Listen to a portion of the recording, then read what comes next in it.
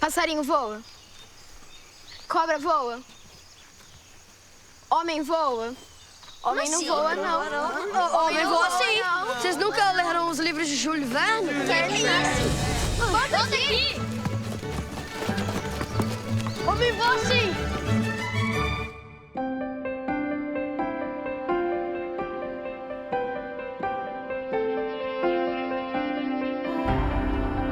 Olá, eu sou Vinícius Calderoni e este é o podcast oficial de Santos Dumont, minissérie exclusiva da HBO. Minha copilota neste voo será a jornalista Camila Silva. Olá, Camila. Olá, Vini. Eu tô me perguntando, a gente ainda ganha pra fazer esse tipo de coisa, você acredita? Porque eu tô muito encantada. Aquelas coisas que a gente fica feliz aí de assistir. E fazer está aqui presente. Neste podcast nós vamos desvendar os bastidores do primeiro episódio da minissérie. Então se você ainda não assistiu, corre lá na HBO Go, que o episódio já está disponível. Para completar a nossa tripulação aqui muito gloriosamente, nós temos dois convidados muito especiais. É uma honra receber o diretor e produtor Estevão Chavata. Muito bem-vindo, Estevão. Opa, obrigado pelo convite. Tô adorando estar aqui. A gente também. E ao lado dele está o queridíssimo Fernando Aquarone, também assina a direção da série. Bem-vindo, Fernando. Muito obrigado. Tudo bom? Tudo ótimo. Prazer estar aqui com vocês também. Prazer é absolutamente nosso. Vamos aqui falando livremente sobre esse primeiro episódio, que começa com um Santos Dumont pequeno, com a gente entendendo um pouco melhor como é que foi a infância dele em Ribeirão, como é que é a relação dele com os pais, os irmãos, né, a família. E ao longo do episódio, a história dá um salto de 14 anos e mostra como é que foi o começo da vida dele em Paris, onde ele recebeu esse apelido de Le Petit Santos. E aqui eu já faço um adendo aqui, pedindo desculpas pela minha pronúncia, porque o meu francês não é lá muito castiço. O Fernando estará aqui, é um excelente falante da língua francesa, vai poder me corrigir muitas vezes. Mas enfim... Estaremos atentos aqui. Muito obrigado, monsieur. E aqui, então, na verdade, Santos Dumont recebeu essa alcunha de Le Petit Santos, que é, inclusive, o título desse episódio. Na verdade, a gente tá todo mundo muito encantado, mas eu acho que eles são muito, essa dupla que tá com a gente aqui, é muito mais encantada com essa história do que, sei lá, todo mundo provavelmente na face do Brasil. E eles hoje. levaram o encantamento às últimas consequências a ponto de erguer esse universo e dar esse presente, essa série pra gente. Isso, eu vou começar pelo Estevão, porque eu também, aquela louca Caxias, fui ler seu livro. É um livro infantil para quem não consegue nos ver nesse momento, mais leve que o ar. A Infância de Alberto Santos Dumont, que traz diálogos do filme, da série, desculpa. E eu quero saber, na verdade, o que vem primeiro aqui, se essa história já estava na sua cabeça ou não, e qual é a conexão que você tem com essa história pessoalmente. Olha, o louco que me trouxe essa ideia foi o Fernando, que falou, vem cá, vamos fazer a série. Eu falei, tudo bem, vamos, adoraria, mas quem é o louco que vai entrar nessa história junto com a gente? E que bom que a HBO foi louca o suficiente para acreditar nesse sonho com a gente e realizar essa façanha de voar. Mas a minha ligação com o Santos Dumont vem, enfim, acho que como toda criança de muito cedo, né, da ideia de um nome que a gente conhece, de um pai da aviação. E eu tenho especificamente uma coisa muito forte, porque sempre teve esse nome na minha família. Enfim, a minha família é de Ribeirão Preto, pai da minha mãe. E com o tempo, acho que na verdade foi durante a pesquisa para a seriado, foi que eu descobri que o meu bisavô, quando veio da Itália, foi trabalhar na fazenda de Santos Dumont.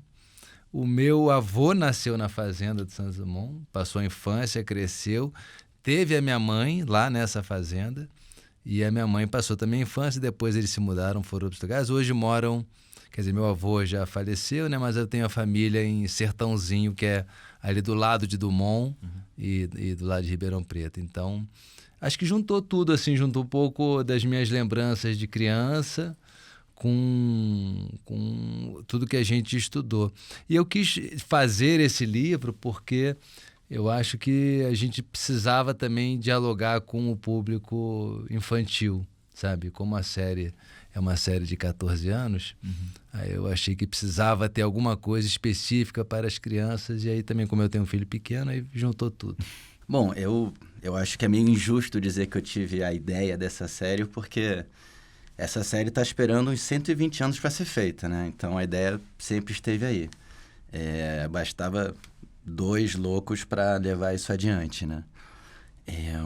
Mas é engraçado, porque qualquer pessoa que começa a pesquisar Santos Dumont, ela passa necessariamente por 3 fases, assim. A primeira é a curiosidade, a segunda é uma admiração, e a terceira é obsessão pura. E o Estevão também passou por essas fases e a gente tinha que fazer alguma coisa com essa obsessão por contar essa história. E graças a Deus que a HBO também embarcou nessa com a gente. Aproveitando essa questão que a gente tem, que é um pouco histórica, mas que a gente sabe que tem elementos ficcionais, eu fiquei com essa inquietação aqui da gente falar assim, vamos fazer um podcast. Normalmente a gente tem esse cuidado de não vamos dar spoiler sobre o episódio seguinte, a gente sabe que nem todo mundo conhece a história de Santos Dumont. Como é que vocês esperam que as pessoas recebam essa série? Olha, essa série, a gente fez muita pesquisa e claro que a gente jogou uns elementos de ficção para ajudar na dramaturgia, né? Agora, eu acho que a nossa intenção com essa série, é claro que é impossível você juntar a vida toda de Santos Dumont em 6 horas, né?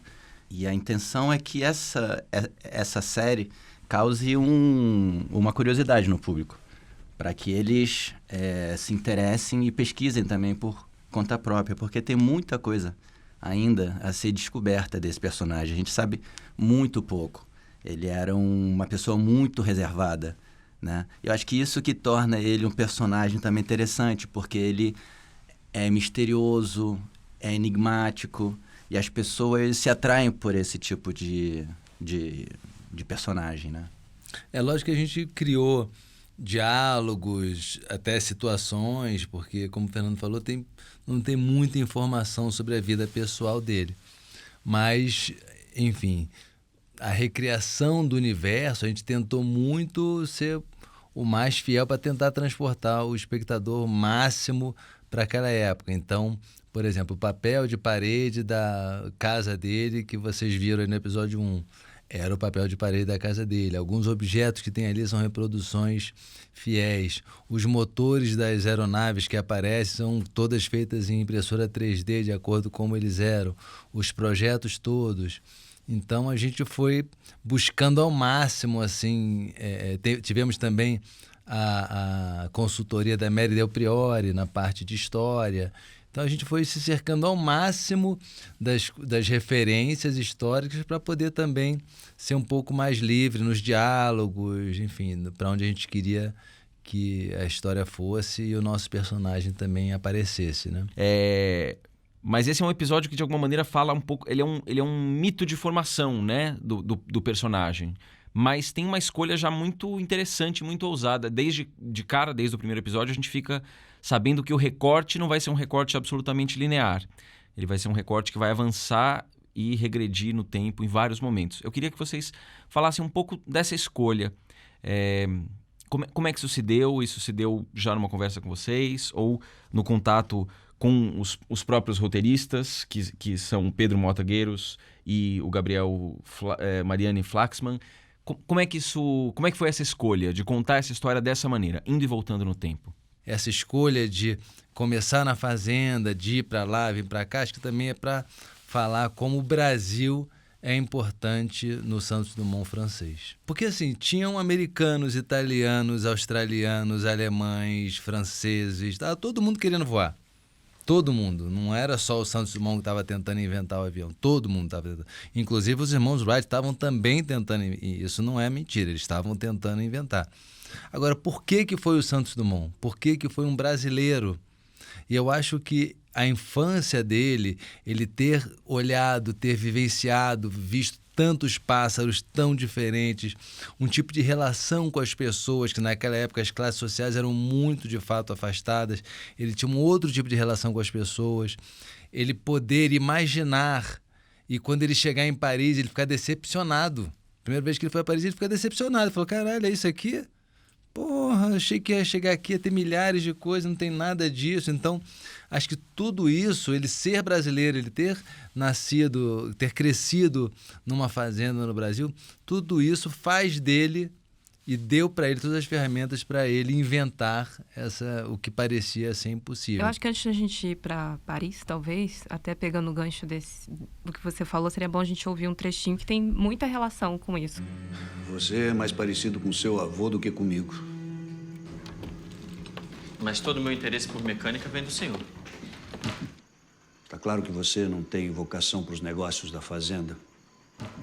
Mas não se preocupe. Eu já lhe deixei dinheiro necessário. Quero que amadureça. Vá para Paris e vamos ver se faz homem.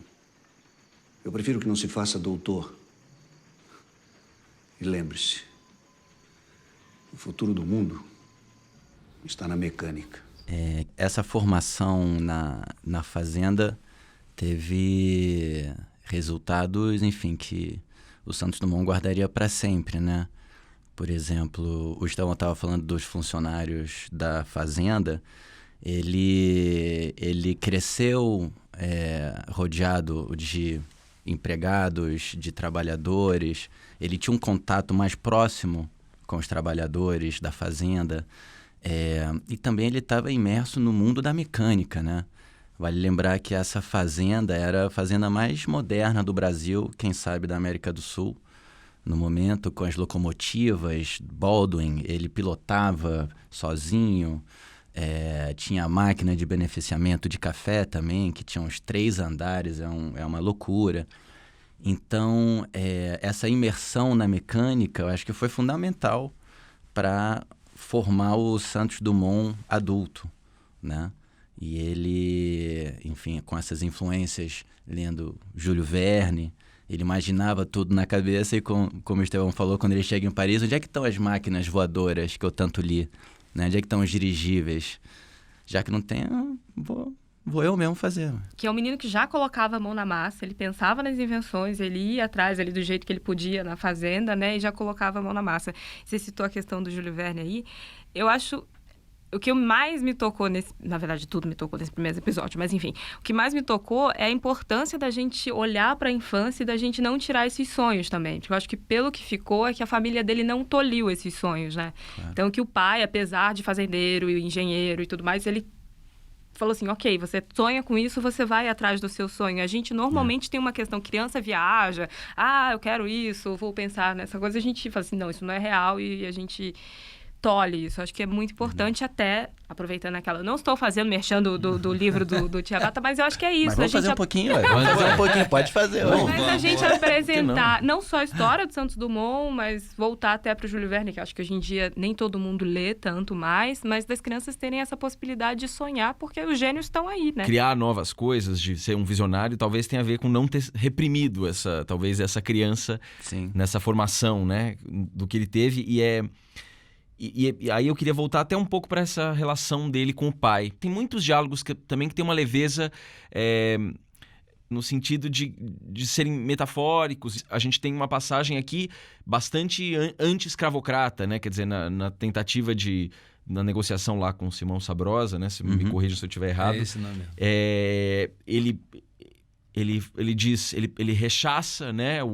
Aquele cara que está tentando vender a ele escravos, e isso é muito fundador também na própria relação com o Santos Dumont, e me parece que isso é fundador também nessa dimensão de quanto o Santos Dumont se torna uma pessoa insubordinada. Isso vai aparecer também muito fortemente na própria relação dele com o Lachambre e tudo mais. Então, eu acho que tem a ver um pouco com essa fundação dessa base da relação com o pai, que eu acho que vocês podem falar tanto no aspecto real, mas também como é que isso entrou no aspecto dramatúrgico. Bom, eu acho que o pai do Santos Dumont, ele é um personagem que merece um longa, né? Só pra ele, assim, porque ele foi o barão do café, ele trabalhou muito para chegar onde ele chegou, ele investiu muito em tecnologia, não tinha escravos, quando ainda tinha resquício de fazenda que usavam. E ele desde sempre, teve um papel muito importante na vida do Santos Dumont. O Santos Dumont, em seus 2 livros, ele sempre retrata a importância da figura do pai, né? Desse apoio que ele sempre teve. E naquela época, imagina assim, né? Teu filho ou era médico, ou era padre, ou era advogado. A mecânica era uma coisa completamente nova na época, né? Então seria como, sei lá, um pai hoje falar pro filho: ah, não, você vai... O quê? Vai trabalhar com mídias sociais? O que é isso, gente? Sabe? Mas como ele era engenheiro, ele via o potencial da mecânica. E ele enxergava no filho, desde pequeno, essa facilidade que ele tinha, né? Ele consertava as máquinas da casa, os brinquedos da irmã, então... Pilotava locomotiva, então... Ele estudava manuais, né? Porque Exatamente. Mais outra dica ali. Que ele estudava os manuais e ele entendia, por isso que ele chegou a pilotar aquela locomotiva logo no início. Ele era basicamente o responsável pelas máquinas da fazenda. Isso com 10 anos de idade. Então você imagina, né, o brilho da criança, né? Se isso não é ser um prodígio, não sei o que é, né? É verdade. Eu fico muito emocionado com essa relação dos dois. E agora é curioso que você falou desse diálogo que a gente acabou de ouvir. Esse é um diálogo transcrito do livro do Santos Dumont. Então é meio como o pai de fato falou para ele, ou pelo menos é como o Santos Dumont lembra que o pai falou para ele. E eu adoro que o pai fala assim: vai para Paris, que é um lugar mais perigoso para um homem. E prefiro que não se faça doutor. Ou seja, não queria que ele fosse nem advogado, nem médico. O futuro está na mecânica. Ele foi já vaticinou tudo o que ia acontecer ali, né? Acho que é uma relação assim de admiração mesmo do pai pelo filho. E também como o Santos Dumont, acho que se não me engano é o 4º ou 5º filho da família, já tinha o Henrique Dumont filho, que já era o filho que ia tomar conta da fazenda, tudo mais. E acho que então o pai tinha uma relação com ele assim de mais amigável, mais tranquilo, não devia cobrar tanto, entendia um pouco que aquele menino era diferente dos outros, né? Acho que tudo isso que ele faz, que não é uma coisa assim: ah, meu filho, agora você toma dinheiro que você não precisa fazer mais nada da vida. Não, o contrário. Toma dinheiro que você tem muita coisa para fazer na vida, né? Então, porque às vezes o pessoal fala assim: ah, também o pai de Santos Dumont deixou dinheiro para ele, não precisava fazer nada. Assim não, é fácil inventar o avião, né? Não é bem assim não, meu amigo. Não é bem assim não.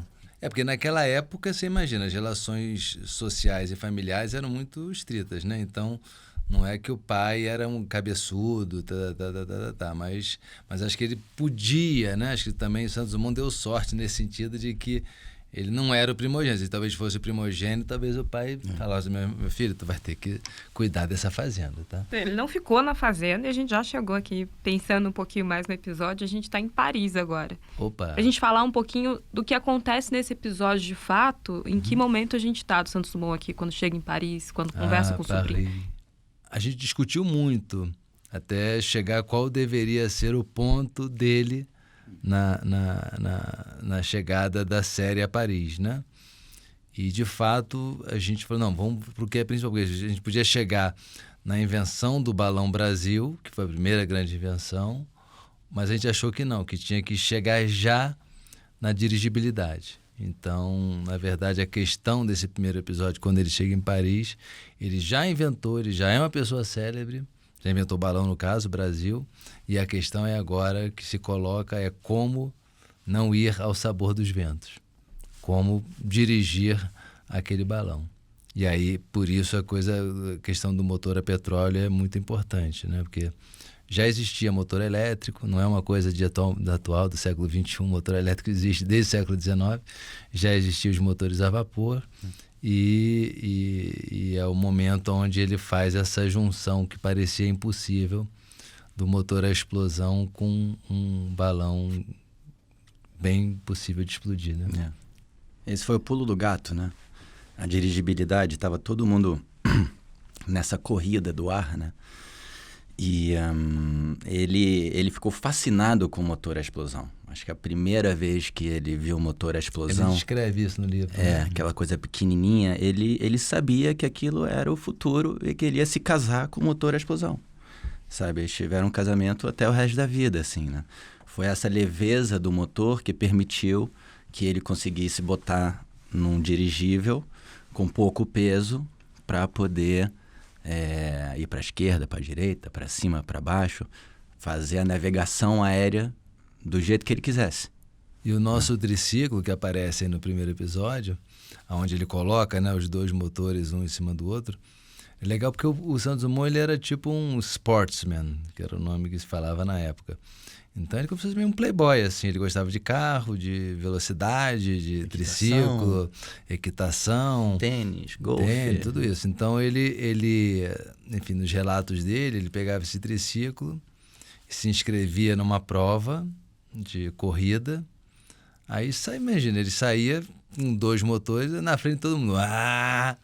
Chegava na metade e falava, não, já deu, já e voltava. Não terminava o circuito, porque já tinha. Não era a competição em si. Não era ali, que não era aquilo que ele estava ligado. Então, esse triciclo foi muito importante, mesmo como está ali, que ele amarra na árvore para ver a trepidação, a solução de colocar 2 motores. Então, em vez de carregar 2 motores, ele coloca 2 motores para potencializar uma biela só. Então, tudo isso para gerar mais potência.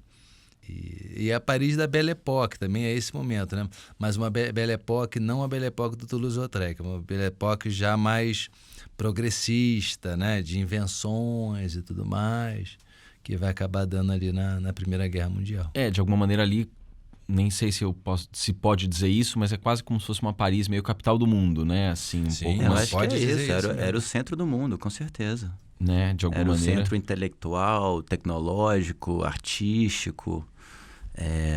Então, era the place to be, né? Exatamente. Quer dizer, também um lugar perfeito para estar convivendo com o que de mais desenvolvido havia em termos de invenção e de tecnologia e de uma série de coisas.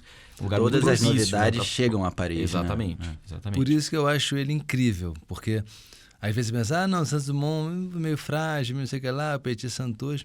Mas você imagina, você chegar no centro do mundo, é como se você chegasse hoje, não sei, em Nova York, ou não sei se Xangai, já não sei qual é o centro do mundo atualmente, mas enfim, vamos dizer que Nova York, você chegar em Nova York hoje e de repente você é o cara mais incrível de Nova York.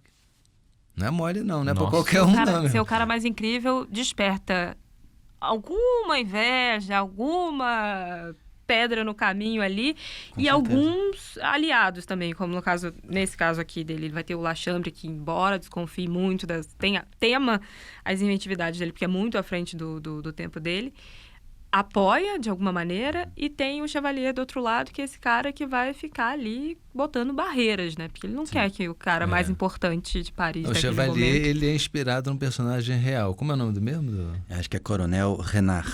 Renard, né? Que era o coronel que achava já que a França tinha inventado mais pesado que o ar, o avião, com Clément Mas você não Ader. sabe que eu voei para Equador agora tem um mês mais ou menos. Fui participar de um seminário lá. E aí tava com uma francesa do meu lado. Aí comecei, papo vai, em francês, papo vai, papo vem. Uma senhora já.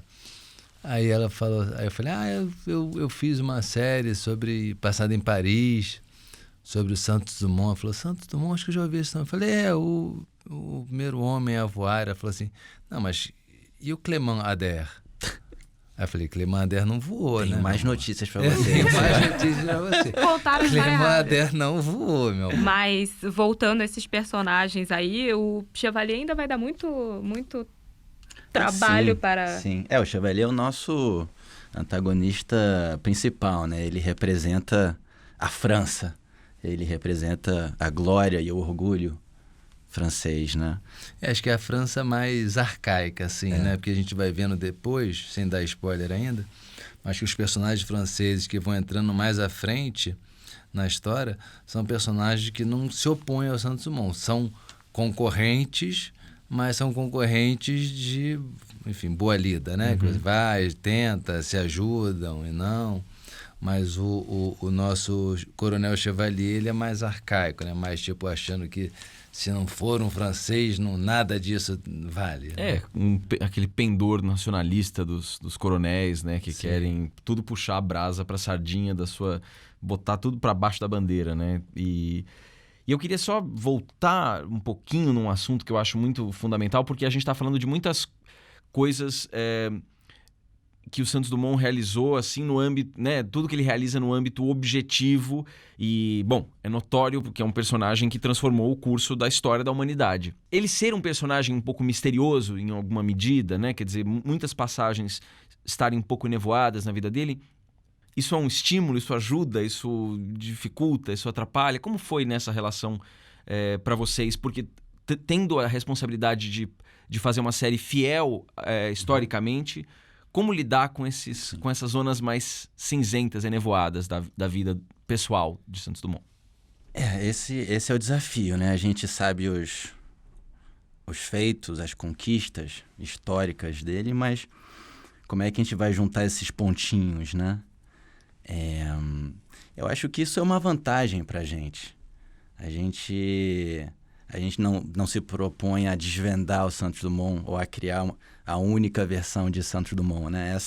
Essa é a nossa versão de Santos Dumont, que eu acho que é uma versão que todo mundo vai se identificar um pouquinho, mas a gente gosta, a gente curte que ele permaneça do jeito que ele é. Misterioso, enigmático, e acho que ele vai ser indecifrável. Ninguém nunca vai conseguir decifrar esse cara. Sabe, a gente não se propõe a resolver ele como se fosse um cubo Rubik's, sabe? Isso não existe. Mas a gente discutiu muito. Eu acho também, concordo com o Fernando, que por um lado ajuda, porque tem aquela máxima, né? Se você quer fazer uma adaptação, rasgue o original, né? E parta por outra coisa. Então a gente, de fato, podia partir de um papel em branco para escrever, porque não existia. Então isso é bom, que a gente não está nem contradizendo ninguém, porque não, né? Porque os escritos do Santos Dumont são todos muito de engenheiros, de mecânico, uma coisa muito objetiva, né? Ele não se coloca muito, né, emocionalmente e tal.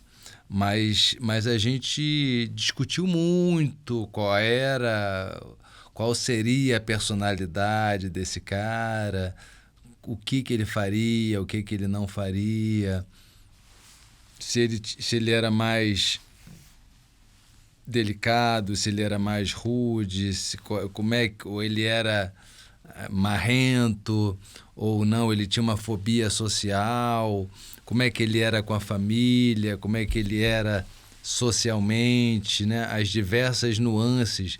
Eu acho que isso também ajudou muito a gente a recriar esses universos, a fazer os diálogos, porque a gente já sabia ali qual era, ou pelo menos a intenção que a gente queria para cada um desses momentos na história. Tem vários momentos, vem essa pergunta para o espectador que é, meu Deus, como eles filmaram isso, que é um excelente trabalho, já é um excelente atestado da excelência, né, do trabalho que vocês fizeram. Mas agora, especificamente, queria saber dessa cena do acidente, do encerramento do primeiro episódio. Olha, eu vou falar primeiro como conceito. A gente inventa coisas malucas que parecem impossíveis e aí depois, inspirados no Santos Dumont, o método é o seguinte: ok, inventamos essa coisa maluca que parece impossível. Como é que a gente vai resolver isso? Quais são os passos? Qual é o trabalho que vai dar até a gente chegar lá? Aí a gente acredita que a gente vai chegar lá e aí começa a trabalhar, conversar aí, ver, chama a equipe, como é que vai resolver isso, como é que vai fazer, como é que não vai fazer, faz teste, não faz teste. Então, eu acho que nesse sentido o Santos Dumont foi muito inspirador. A gente até no primeiro dia de gravação no Rio, a gente fez uma foto de equipe dentro de lá da Marinha, que tinha um dizer no esquadrão lá de bombeiros, que falava assim: frente ao impossível tentaremos.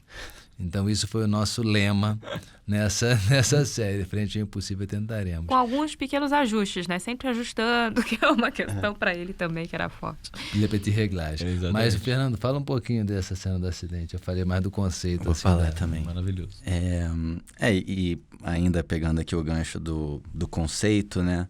Uma coisa que a gente se falava muito também, nossa, mas isso aqui tá difícil, né? Como é que isso... Nossa, tá complicado fazer essa cena. A gente falava, cara, Santos Dumont fez isso há mais de 100 anos atrás, sem essas 200 pessoas que tá aqui. Ele fez isso, ele mais 2 gatos pingados, sabe? Vão pra frente, porque nesse sentido ele realmente era uma figura muito inspiradora pra gente, né? Pra ir além. Essa cena específica do final do primeiro episódio, a gente construiu todas as estruturas dos dirigíveis, a parte de madeira, né? Ou o cesto, o que eles chamam de chassi.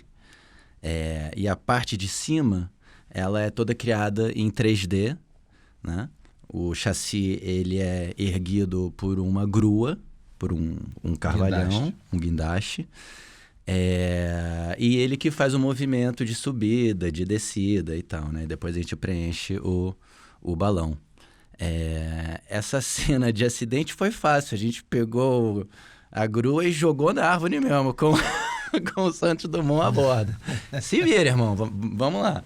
Nos últimos raios de luz, a gente precisava fazer com que o invólucro do balão caísse sobre ele. Esse também foi um outro desafio, porque a câmera está lá em cima e tem que descer coisa do alto e tem guindaste por cima. Enfim, tudo meio uma coisa complicada, assim. Mas acho que é isso, é uma questão de engenharia, de pensamento matemático, de organização. Por isso que eu estou falando que foi muito inspirador o jeito como o Santos Dumont trabalhava, que era muito manual, né? No sentido de, não, bota aí que a gente depois resolve na pós-produção. Não é assim não, meu amor. Bota, não é tudo que está na pós-produção, realmente, como o Fernando falou, muita coisa a gente teve que construir, né? Porque qualquer coisa que o ator interage tem que ser construído. Então, todos esses chassis de madeira, chassi que a gente fala é a estrutura, né? Do dirigível de madeira, os cestos, as cordas, as hélices, os lemes, tudo isso, de fato, foram construídos pelo Alan Calassa e pelo Vitor, né? O Vitor Quintela também, que fez os efeitos com a gente. Então, deu muito trabalho, mas acho que é isso, sempre inspirado nessa possibilidade que vamos resolver, ver como fazer e fazer da melhor maneira possível. Para fazer jus a um dos personagens mais audaciosos e ambiciosos da história da humanidade, só uma série muito audaciosa e muito ambiciosa, né? Porque é uma questão de justiça ao próprio personagem, né? Claro.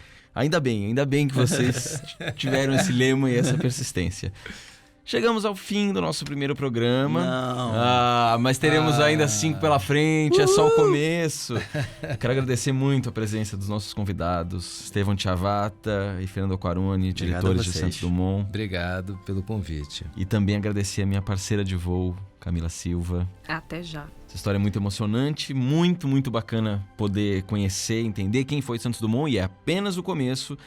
Portanto, estou super ansioso para os próximos episódios. Lembrando que sempre depois de assistir o episódio, você encontra nosso podcast nas principais plataformas digitais. E para assistir ao episódio da minissérie, você pode conferir o canal da HBO ou a HBO Go e aí assistir quando e onde você quiser. Eu sou Vinícius Calderoni e junto com esse super time espero você no próximo programa. Até lá!